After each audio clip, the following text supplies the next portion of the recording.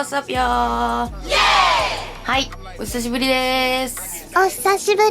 最近、めっちゃ可愛いバッグをインスタで見つけて、LA から輸入したんですね。これが。じゃじゃん。いいよ、見て。めっちゃ可愛くない？これさ、多分ベイプとキティのコラボやねんけど、バリ可愛くない？意味わからんよな。まあ大きさはまあこんなもんやねんけど、もうさ、一目惚れしてこれ買いました。ちなみに私のキーチェーンクソ邪魔キーチェーン、私がトゥースレス好きって言ったらね、プレゼントしてくださいました。ファンの方がありがとうございます。友達からもらったなんかわかからへん袋がメガネかけてるキーホルダーとか、ちいかわのガチャガチャで一番いらんモモンガが当たったやつとか、それめっちゃチャチですよ。これ500円ぐらいしたのに、紐とかも見てください。このリボン、ヘニャヘニャリボン。はい。そして何も入らない、いっぱいつけてるんですけど、このねバッグを買った理由が、私結構いつも荷物めっちゃ多いんですよ。なんでか分からへんけど、いろいろいらんもん入れてるから。やけどなんかこういうちっちゃいカバン、シンプルなやつしか持ってなくって、でまあクラブ行く時とかちょうどいいやんと思ったんですよね。リップ、香水、財布とかだけでいい日とかめっちゃちょうどいいやんと思って買ったんですけど、そういやクラブとかあんま行けへんタイプやって。なんか買う時自分めっちゃクラバーみたいな気持ちで買ってんけど、クラブ全然行けへんことに気づいて、家届いてからさ、じゃあこれどこに持ってったらいいんやろって今思ってまーす。だから最近はもういつも使ってるこんなでっかいカバンがあるんですけど、そのカバンの中にこれを入れて、でスタジオ内歩く時とかやって、ありがとうございますみたいなその時しか使ってません。はい、なぜなら小さすぎて何も入らないから。なんで生活はできません。はい、でも可愛いから OK。はい、で、まあこの中身は最近買った香水。あ、これめっちゃいい匂いする。ただのメンズの香水やねんけど、もうそこにある香水全部つけて、それがここ、次はここ、次はここ、次はここみたいなしてたら、もう全然分からへんかった匂い。だからもうみたいな感じで決めました。ヨーロッパの男性がつけてそうな匂いです。だよね。いつものリップと鏡、一応ティッシュ。はい、普段は入ってないんですけどね、今奇跡的に入ってました。あと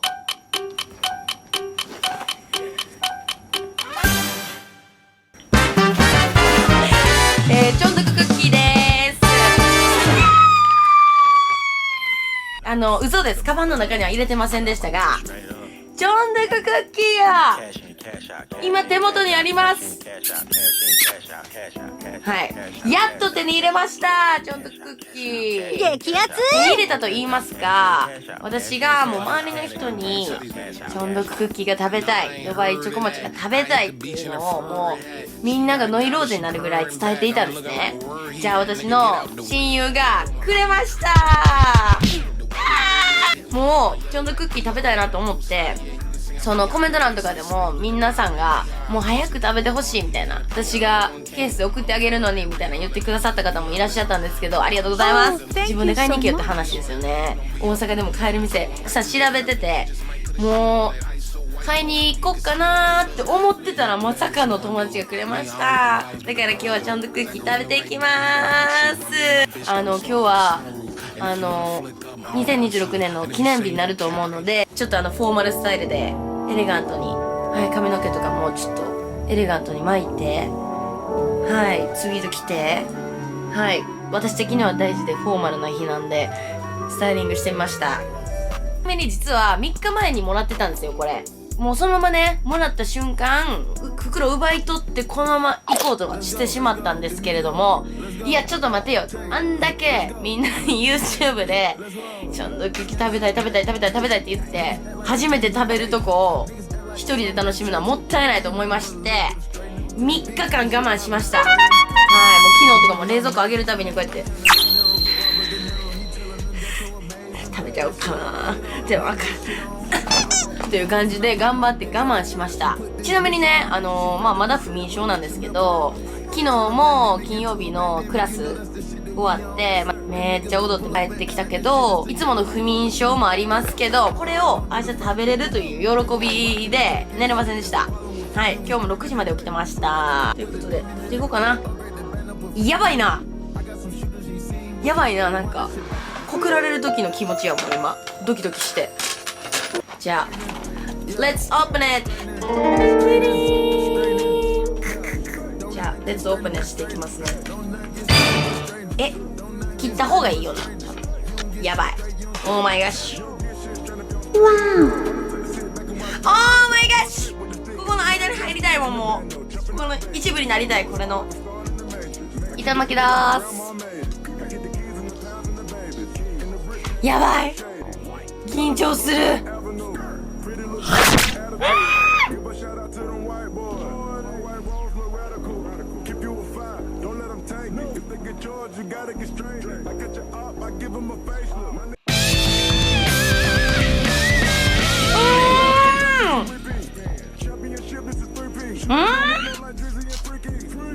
音聞こえるこれ。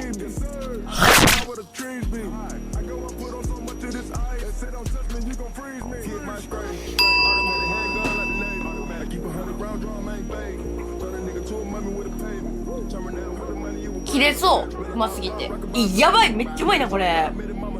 どうしよう、今日はこれで体洗ってお風呂入りたいもん。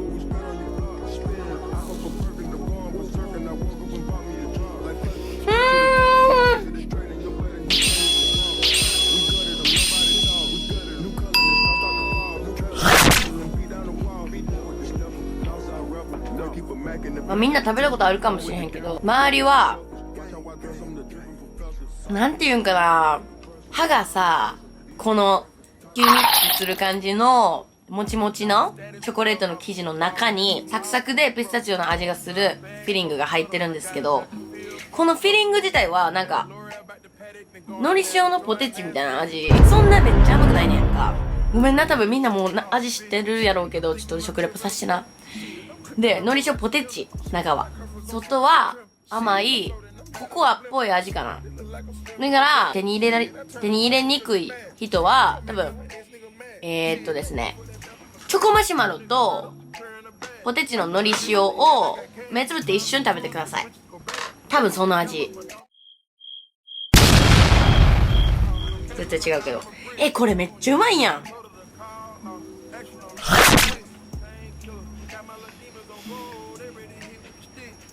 まっ、おいしい私、同じリコっていう名前の親友がいて、多分、私が生まれた年、2001年なんですけど、2001年あたりってリコが流行ってたんですよ。日本で。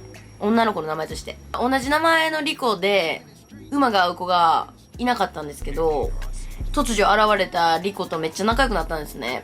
4年前ぐらいかな。その子もリコで、私もリコやと、リコ何リコってなるわけじゃないですか、呼び方が。だから私は RICO でリコなんですよ。で、彼女は RIKO でリコなんですよ。だから、私は彼女のことを K って呼んで、彼女は私のことを C って呼ぶんですよ。カルバンクレイみたいなね。はい。おしゃれでしょ？だから、実は私一部の友達から C って呼ばれてるんですね。だから私のもう一つのニックネームは C なんですね。だからこれから美味しいもの食べた時は美味しいっていう感じで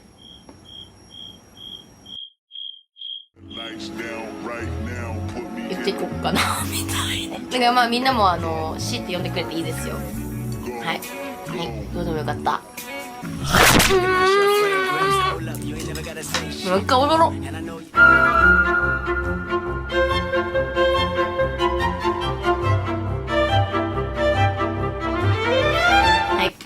持ってばいじゃないですね。最後の一口いっただきらーす。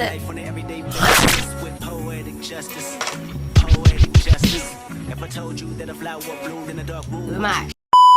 なんか最近っていうか、1月後半から2月の頭ぐらい定期的に来る系のバットなんですけど、一人で考える時間があるとネガティブに考えてしまう時期があったんですね。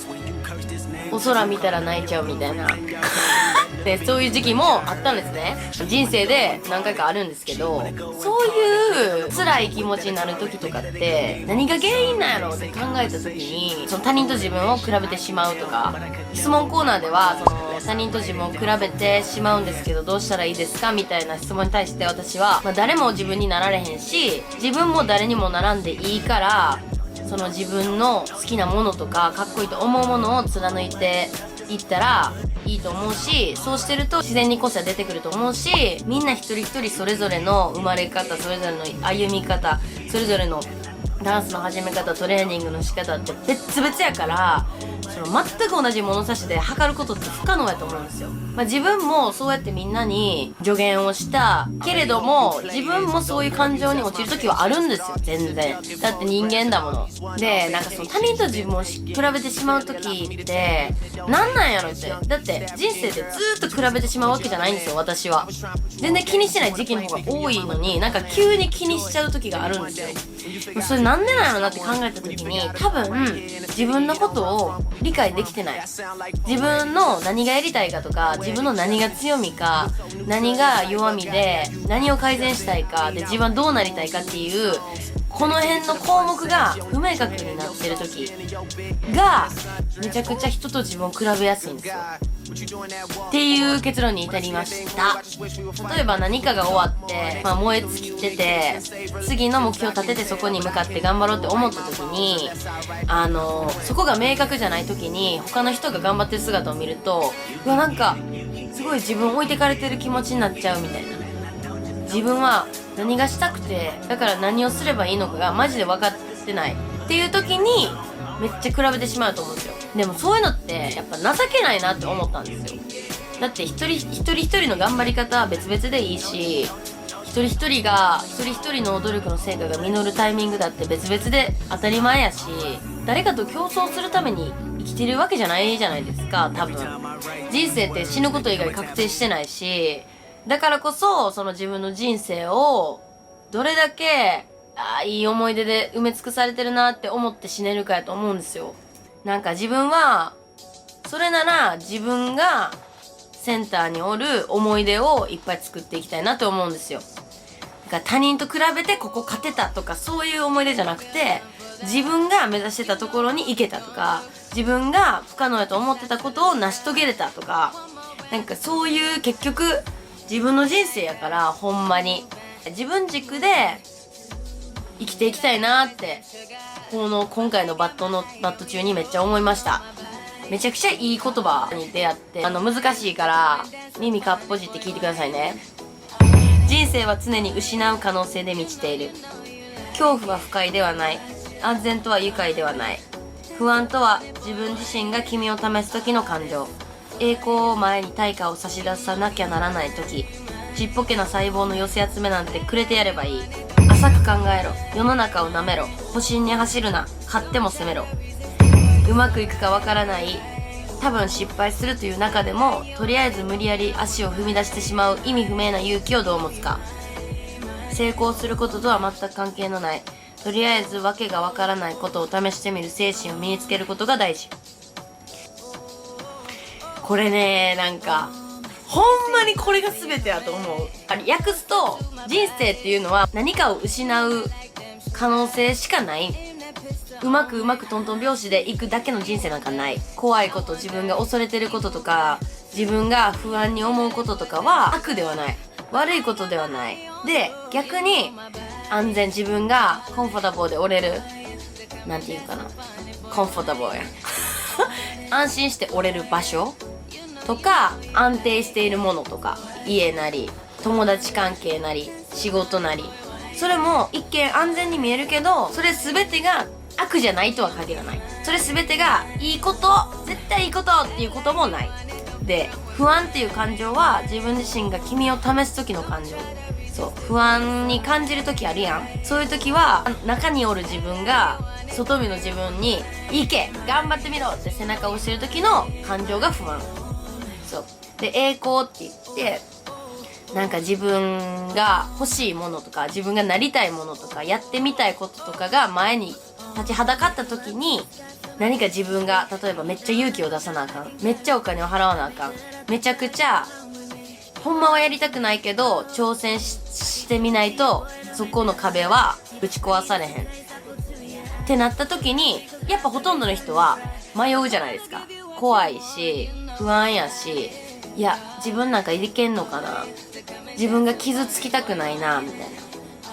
でもちっぽけな細胞の寄せ集めなんてくれてやればいい。人間なんて所詮小さい細胞が集まってできてる物体であって、何をそんなにビビってんねんっていう意味ですね。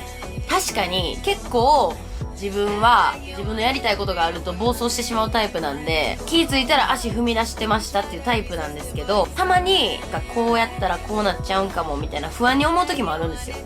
でも人間なんか失敗するために生きてるじゃないですか。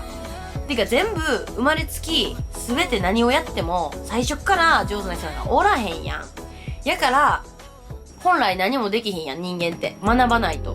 だから学ばないと何も身につかへん動物やねんから、もう完璧主義に走るんじゃなくて、もういろいろ泥臭く失敗しに行く方がレベルアップできると思うんですね。だから自分を過大評価して自分をよしよしよしよしして自分を守ろうとしすぎることは自分の成長を止めると思いました。はい。死ぬこと以外かすり傷っていうのが私の一つのモットーなんですけど、なんかこう忘れてた、最近それを。傷つくのを怖がりすぎたらあかんなって思った。やし、自分なんかまだまだダンサーとしても、YouTuber としてなんかもうまだまだベイビーなんですけど、だからこそ今ってめっちゃ何でも失敗できるやん。若いみんなもそうやと思うけど、今って正直さ、むちゃくちゃお金なくなってむちゃくちゃ仕事なくなったとしてもさ、帰れる実家があったりとかさ、助けてくれる家族がおるわけやん。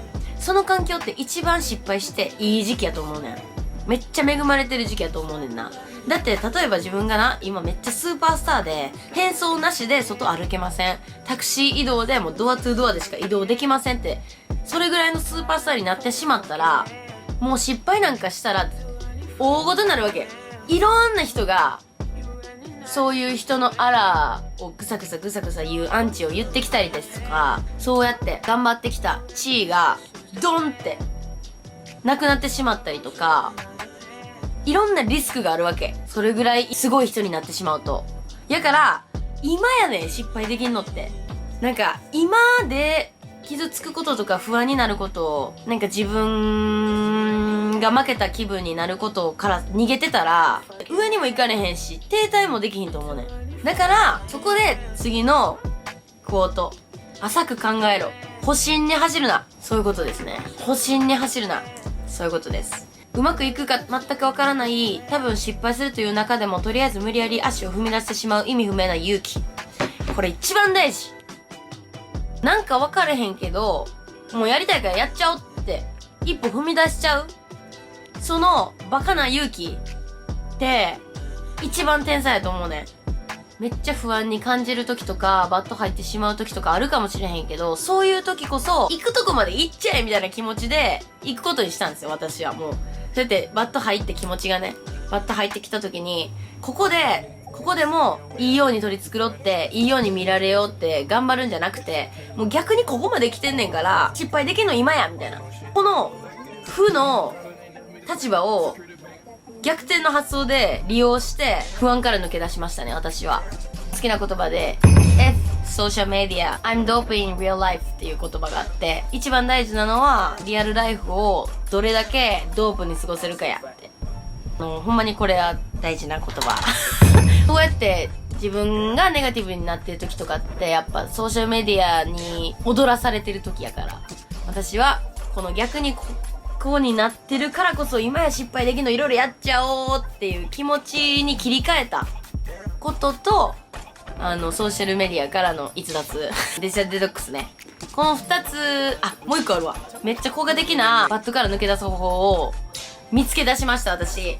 よかったらみんなも使ってほしいんですけど、めっちゃさ辛い時さ、もうほんまお空見たら泣いちゃうみたいな時あるやん。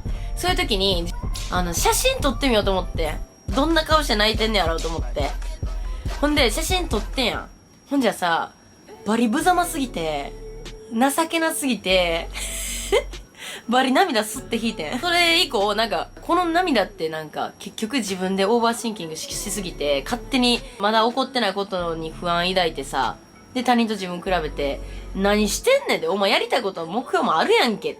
そこに向かって頑張れよ、みたいな。泣いてる暇ないからな、みたいな。思ったんやん。で、なんか情けなって思って、それも、マインド元に戻した方法ですね。なんか、もうこんなことにならへんように、自分の機嫌は自分で取るように、自分のマインドは自分で安定させるようにしようって心がけてます。結構きついですよ。自分の泣いてる顔。結構引いたもん。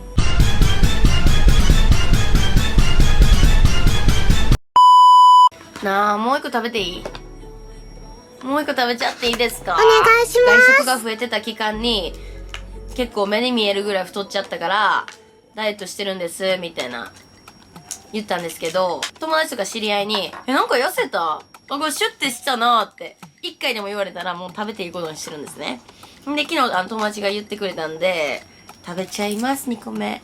サクッもち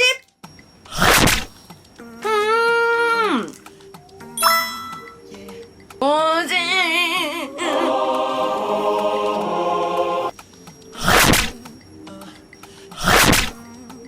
歯がさ、キシキシなる感じが最高やね。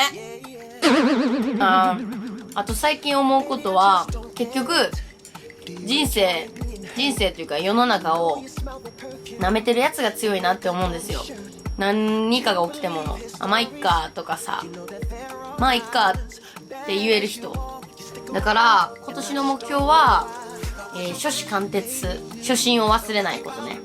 初志貫徹、世の中を舐め腐って生きる。これはあれですよ。生意気な態度を取るとかじゃなくて、何でもかんでも真に受けすぎて、真面目に考えすぎて、勝手に考えすぎてやまないってことね。ある程度のことはもう、自分が機嫌良かって楽しい人生歩んでんやったらもう全部、まあいっかって言えるようになる。あとは休暇取ることに対して罪悪感を持たないこと。何していいかわからないんですよね。休みの日。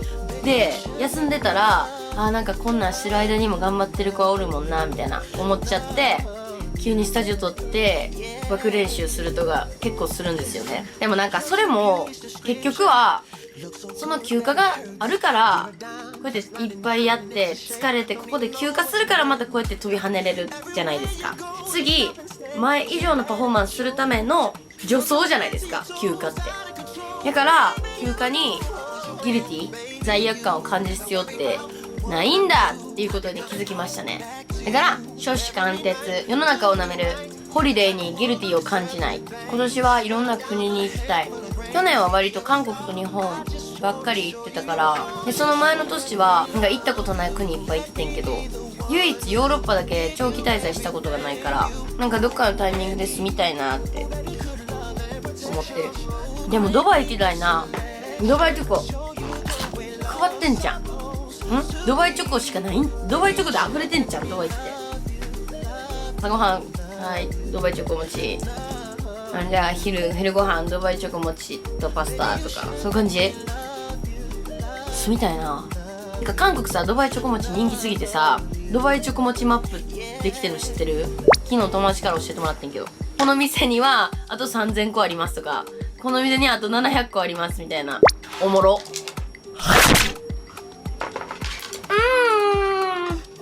この2つは大事に今日一緒に寝て、枕元に置いてね、一緒に寝て、まあ明日以降にゆっくり食べたいと思います。チョンドクッキー食べながらまた真剣な話をしてしまったんですけど、なんかこの YouTube を見てメッセージを送ってくれた子がいて、勇気づけられましたっていう素敵なメッセージをくれたんですね。ありがとう。その子も悩むことあるけど勇気づけられましたって言ってくれたんですけど、私も全然悩んでるからっていうのを伝えたくて今日はちょっと真剣な悩んだ話をしたんですね。私も大丈夫やでって。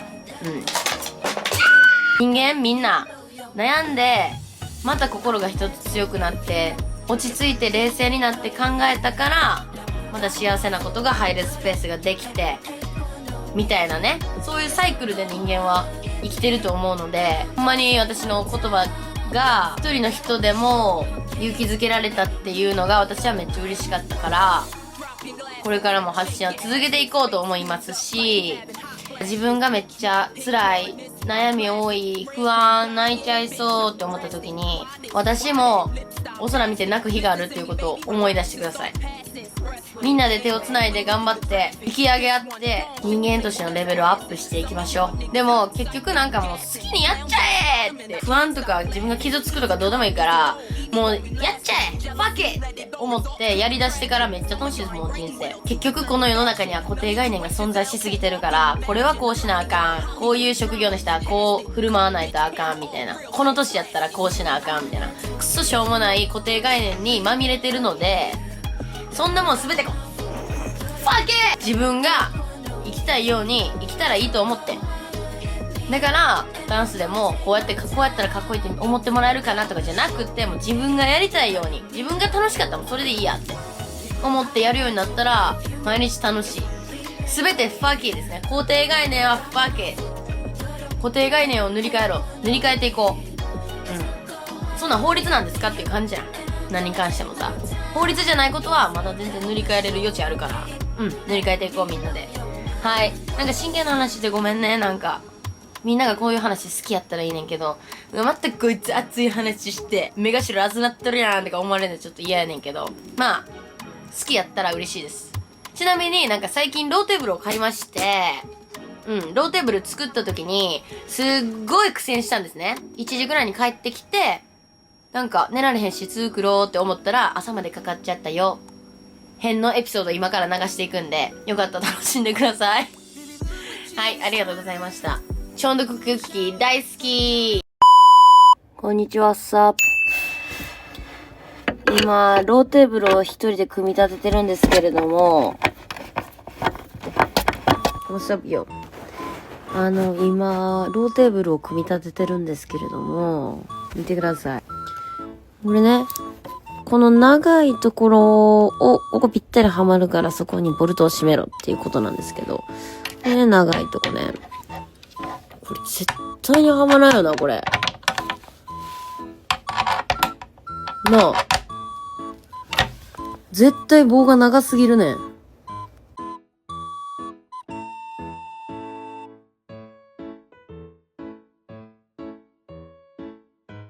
ブロー、わかりました。この長い棒、物理的にこう入らないですよね、これ。なんかのマジックで伸びたと思ってました、この棒。でもいじってみたら、わかります？縮むんですよ、これ。だから多分、こう、だからこう、もう多分できます。解決。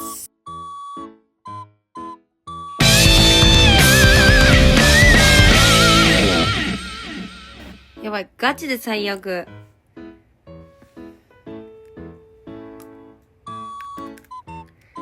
結構命かけてネジ10本ぐらいと回したのに間違ってた。やり直す。大失敗した。結構頑張ってネジ巻いたのにさ、全部間違っとったわ。こんな体勢でやらなあかんことある？絶対に一人じゃできひんで、これ。書いとけ、先に。絶対二人いるやんけ、これ。待って。重い。ほな。はい。頑張れ、自分。これもう、罰ゲームやん、これもう。いてて、やばい。俺、このローテーブルに、命かけてるから、絶対に成功させれ。いやー、やばい。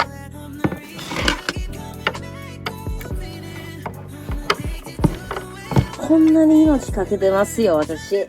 どうしてもローテーブルが欲しくて買ったんですけど、こんなに命かけて、謎解きみたいな説明書見ながらやるはずじゃなかった。難しいわけないだろう。ボインっていくのやめて。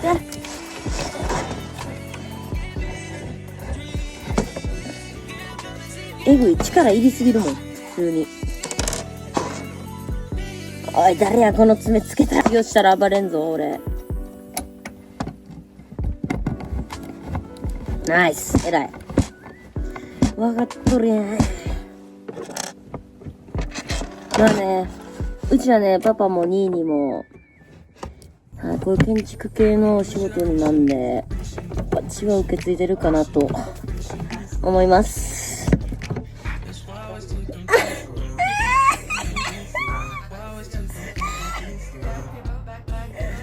はい、やりましょう。大丈夫？なんかピキってきそうな感じやけど、いける？もういけんのか？そうや。ナイス、いいよ。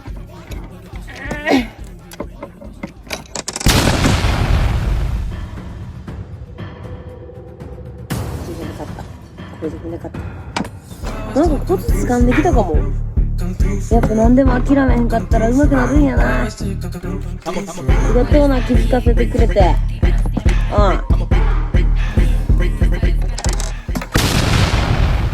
落ち着け、落ち着け。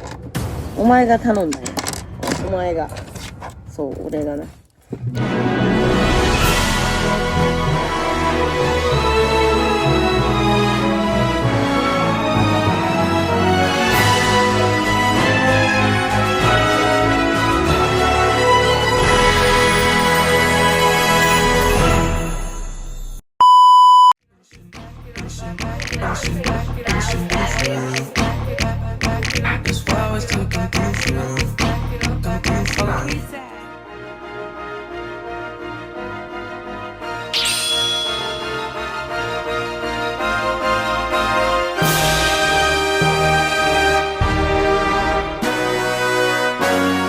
じゃあ今日も素敵な一日を。Have a nice day! Love you!